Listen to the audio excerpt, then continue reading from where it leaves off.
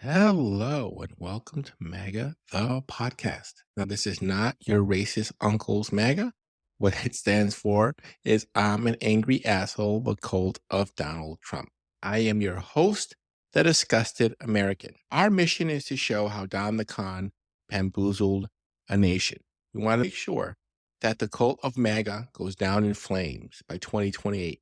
To stop MAGA before it becomes unstoppable and our democracy decays into a dictatorship. What's happened since our last episode? Trump has told European companies not to do DEI. He wants to change federal election ID requirements. He explicitly does not have the power to do that. As part of his changes, he wants to kill mail-in votes received after Election Day, essentially disenfranchising millions of voters. The Speaker of the House threatened to stop funding the Judiciary branch, these rogue judges who won't just let Trump do whatever the hell he wants. Elon Musk offered $100 to vote and $1 million to vote and show up at some event in Wisconsin. By the way, fuck you, Elon. The Democrat won. I guess you can't buy everything. So again, at the end of all this, if we want the cult of MAGA to end, we have to know how it began and why it spread. We go back to the election of 2016, Trump 1.0. Last week, we started our series on disinformation, how a lie becomes a truth, by exploring the 3 ways to communicate a persuasive message: ethos, pathos, and logos.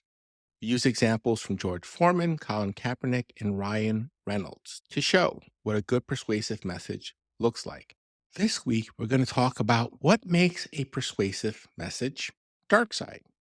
We're going to explore intent via the story of the Balloon Boy on October 15th, 2009. This happened. 911, what's your emergency? My family and I made an experimental flying saucer. It wasn't supposed to fly. Okay. We thought it had been tethered down. Okay. And I think my 6-year-old boy, What's wrong? he got inside, and it took off. Yeah. Okay, where is he at? He's in the air. All of us, in one way or another, in our communities, can be supportive of our children, helpful in making sure that they've got... All right, we're going to step away from the president for a moment here. Some pretty unbelievable pictures coming to us live. A 6-year-old boy is inside what is being called an experimental air... Richard Haney is the dad who built this craft, and Falcon, the 6-year-old, still inside. I can't confirm anything, but his parents say he got up in the thing and away it went. This has been a at least 2.5-hour flight. The mystery grows. No one is in the balloon. It's not what we wanted to have to tell you, but Let's get another source on that, make sure that's the case. What a roller coaster. I mean, emotional roller coaster. I hope the family knows what happened. I hope he didn't fall out at a great altitude. I hope, well, you can just, your imagination runs wild. Now, new information we're just learning. One of the sheriff's deputies from Weld County apparently is reportedly telling his or her people, that indeed he actually saw some kind of object fall from that balloon. You can see the hot air balloon up there and something below. There's a dot there, and obviously it's unclear what that could be. It could be anything. In fact, you can't really tell anything here. I wonder if there's a little smearing over here, which would indicate something else going on over here. But nonetheless, you're right. We don't know anything other than this is a dot down below this. This is CNN breaking news. He's alive. Little 6-year-old Falcon is alive and at home. Wow. We just got the page from somebody on the scene that he's at the house and he's been located. Confirmed. How did it feel to finally saw him? How did it feel to see my son again? This is a relief. We're going to watch him a lot closer. I was in the attic, and he scared me because he yelled at me. That's why I went in the attic. I'm really sorry I yelled at him. Tonight, runaway balloon drama. A 6-year-old boy feared to be on board. So many of us all over the country today were deeply worried that he was stuck in that balloon. That balloon was out of control, simply flying around the skies of Colorado for a couple hours. But he was hiding out because he thought you were going to punish him for something that happened earlier in the day. Did he hear anything? Did he hear you screaming out, Falcon, Falcon? He's asking Falcon, did you hear us calling your name at any time? You did? You did? Why didn't you come out? You guys said that we did this for the show. Man. No. What did he mean, we did this for the show? I have no idea. Now, keep in mind, all this happened in one day. And then things got darker. Yeah. I'm sorry, what was that question? Was this a hoax or a publicity stunt? Absolutely not. The statement that was made by the boy last night certainly deserves to be questioned. There's a certain amount of skepticism. The media, the public, they're free to speculate as to what this might be. We have to operate on facts. Last night, police seized evidence from the Heaney home.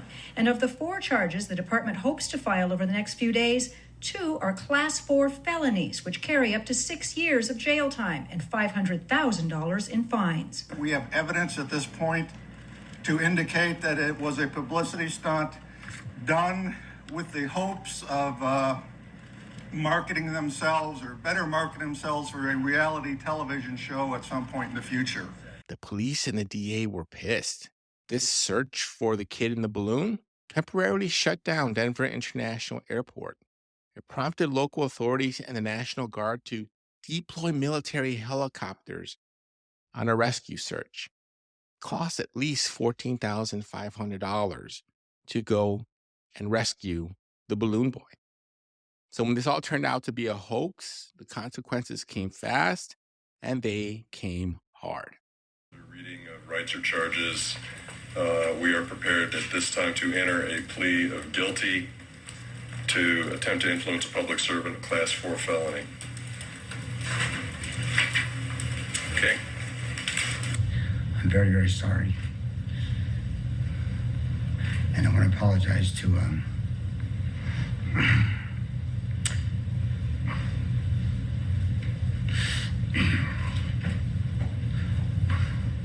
all the rescue workers out there.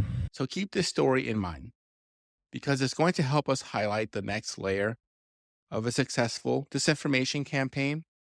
What is your persuasive message supposed to do? There's a couple ways to look at this. We can look at it from unconscious to conscious intent and the level of harm that's being produced.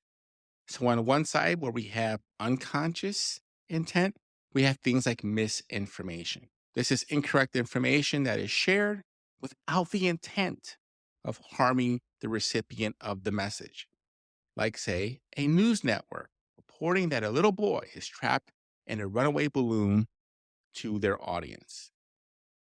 Disinformation is deliberately created, false, and manipulated information. It's a form of trickery meant to influence the recipient of the message. The dad in the Balloon Boy hoax wanted to sell a reality show by creating a sensation, but his kid didn't follow the script. Disinformation can take on a wide range of forms. You can manipulate films and images. In this case, the dad made a tape of the kid supposedly taking off in the balloon. Of course, the kid wasn't in the balloon. Things like sound, using music in an ominous way, right? We heard that a couple times when there's that dramatic music for breaking news. Written words in press articles. Now, this guy got absolutely hammered in the press.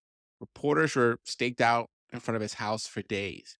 But this was back in 2009, so social media wasn't king yet. Mainstream media was still the way people got their news. This information can also come from interviews with celebrities on TV or debates that feature pseudo-experts. Think of any podcast with a clueless host talking to a dipshit. In this case, the expert's talking about smearing the photo of the balloon and indicating it might be this boy plummeting to his death. Now, there are other ways to spread misinformation and disinformation as well. Things like political speeches. Yesterday, Trump had a tirade about NPR and PBS being radical left monsters. He is such a fucking dope. It really boggles the mind sometimes. Another really popular way to spread disinformation are things like memes and text shared on social media. Things like spoken words, conversations, jokes, rumors that get shared and repeated over and over again. The next level of darkside persuasive messaging is this idea of malinformation.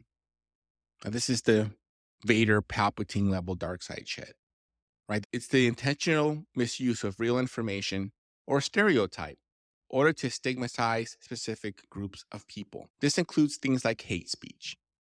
Malinformation involves the spread of false information regarding events or social groups and helps reinforce stereotypes and prejudices.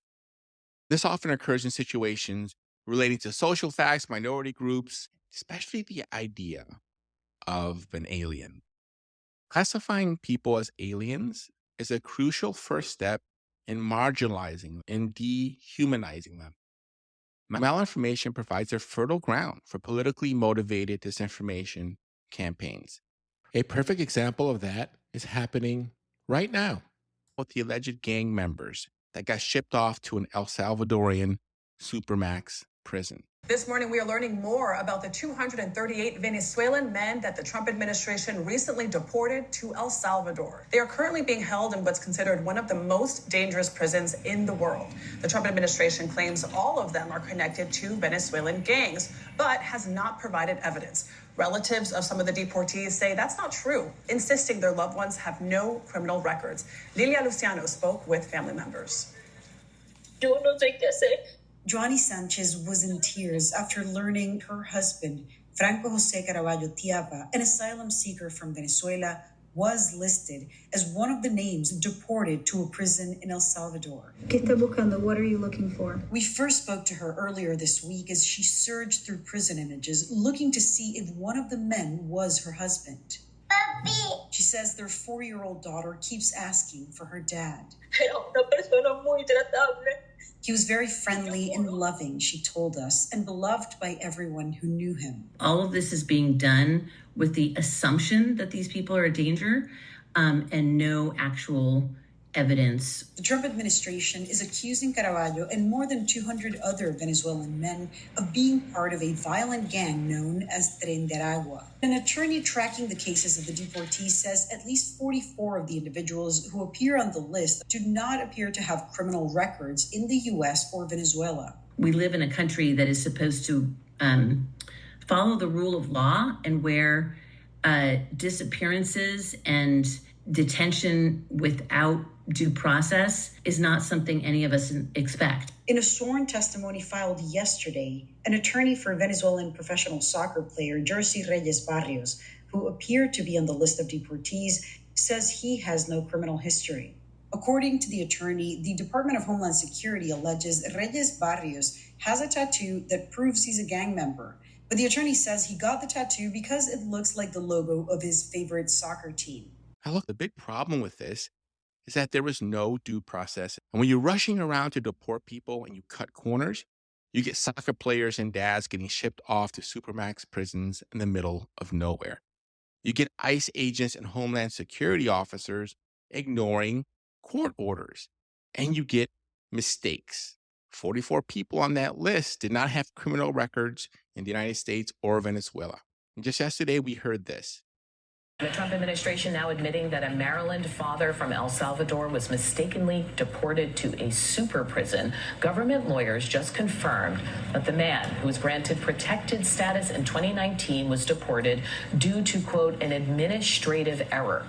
Now think about it. This guy is now trapped in an El Salvadorian supermax prison with no way out. Shit like this is why you need the court system, not just doing whatever you want and getting rid of people. These guys were deported under the Alien Enemies Act of 1798. A federal judge heard arguments Monday on whether the White House violated a court order by deporting migrants without proper court hearings. The Trump administration claims it has authority to do so under the Alien Enemies Act of 1798 because the individuals in question were Venezuelan gang members. As the U.S. government argues that its use of this 18th century law is valid, we wanted to take a closer look at why Congress passed it in the first place. So it goes back to concerns over a possible war with France in 1798. The Alien Enemies Act was created to make sure the president had the power to imprison or deport immigrants who might sympathize with the French. While a full-out war with France didn't happen, the law remained on the books. It's only been used 3 times, and in each case to target nationals from countries the U.S. was in and officially declared war with. During the War of 1812, it was used against British nationals. During World War I, President Woodrow Wilson used it as justification to arrest and investigate more than 10,000 German nationals and German Austrians. And once the Second World War began, President Roosevelt used it to create the highly controversial Japanese internment camps, which held approximately 120,000 people with Japanese ancestry for 4 years, the majority of whom were U.S. citizens. According to the law's text, it can only be invoked when a foreign government threatens an invasion or predatory incursion, like the raid led by Benedict Arnold for the British in 1781. What's a question in the Trump administration's usage is if the threat of a predatory incursion can be applied to certain cartels to combat unlawful migration and narcotics trafficking. The court will decide if this law, which was designed to enhance the president's wartime powers, can be used in a non-congressionally declared war. It's intended for enemy combatants in a war with the United States, not for a bunch of guys in a gang. That is not a war. But Trump picked these folks on purpose. His intent with this malinformation campaign is to undermine the courts by betting that nobody is going to be willing to defend the aliens. So he can ignore the court orders. He's betting that people won't care because these guys look scary. They got tattoos and they're bald and they're brown and they talk in a funny language. They're aliens. He's using them as a Trojan horse to apply the Alien Enemies Act to people he doesn't like. And he can do this if he can frame it as a predatory incursion. If somehow he can use that language outside of a wartime setting, it's so vague, it can be used on any group he doesn't like. Like these student demonstrators getting plucked off the streets because they protested the Gaza war. Now they're being hunted down and deported under the guise of anti-Semitism. This brand of malinformation is Trump's oldest trick. He makes people terrified of immigrants, and then he frames himself as their savior. Problem is, he has no idea what he's talking about. Who the told Donald Trump about the Alien Enemies Act of 1798? Because I'm going to bet you something. He did not come to the meeting and go, hey, why don't we use the 1798 Alien Enemies Act? Would that apply? He's not a history buff, as we remember from his dissertation on Robert E. Lee's role in the critical Civil War battle of Gettysburg. And the statement of Robert E. Lee, never fight uphill, me boys, never fight uphill. They were fighting uphill. He said, wow, that was a big mistake. He should have used the Alien Enemies Act, 1798, to clear his enemies. The Robert E. Lee thing is funny on one level, but it's horrifying as a demonstration of Trump's intellect and curiosity. He just babbles out incoherent bullshit with the utmost confidence. He is not a savior, and he's not doing this in any kind of a logical way. It's not about expelling enemies in a time of war. It's getting the power to deport people he doesn't like without going through the court system. So that's all we have for this week. If you want to help out the channel, please subscribe or follow the podcast on your podcasting platform. And tell your fellow disgusted Americans where they can find us so they can give us a listen. If you have a moment, please leave us a rating on your platform so more folks can find the show. New episodes, again, drop on Wednesdays. Appreciate everyone tuning in. Hope you have a great day. Ciao, Bacalao.